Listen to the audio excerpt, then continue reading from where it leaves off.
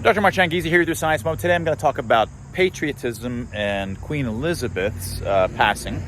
And I mean, a lot of us in the United States, we hear all about, the royals, and it's sort of fun and silly in some sense. And, the idea that it happens at all sounds ridiculous, but there could be some deeper wisdom there. And I don't really have greatly strong opinions on this yet, but I do wonder whether it's not as simple as a lot of us who just sort of make fun of the idea that there's these royals floating around. Now, one of the standard advantages, just trying to talk this through a little bit, the standard advantages of patriotism and flags and things like this, and you might say that's also silly, but it's not. It's these kinds of notions of patriotism that bind lots of folks of varying families and ethnicities and religions, and they bind them to one thing that goes beyond all that.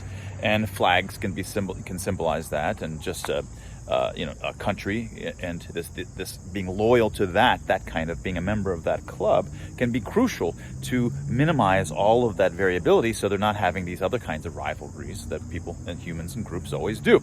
But one wonders whether, rather than it being a flag or this abstract notion of a club or a nation, it's actually just a person, an actual person that is the living embodiment of that. And you're watching that person throughout life and their families, and you're getting involved, and it's tapping in or harnessing our human involvement much more than any flag could or any abstract notion. These are real living blood people, and if they can do their job, and I'm not sure what the best way to do their job is. I mean, the idea is that they're completely apolitical in regards to whatever the politics variability within the country is. The idea would be to remain apolitical in that sense, and you could maybe be political so long as you're basically only having the view that 99% of your own country has. But having it to be a real living, breathing creature that you've all been able to sort of look in on and feel like they're part of what you are, and everybody feels that way, maybe that accentuates this notion of belonging to a club or to a greater family than any flag or any abstract notion of a nation ever could.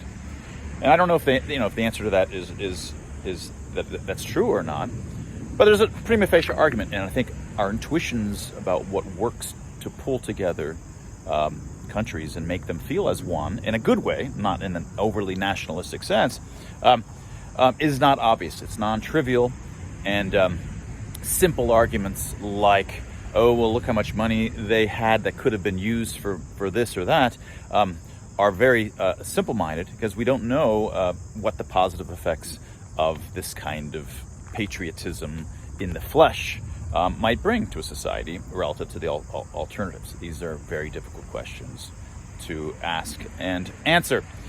And that was your Science Moment.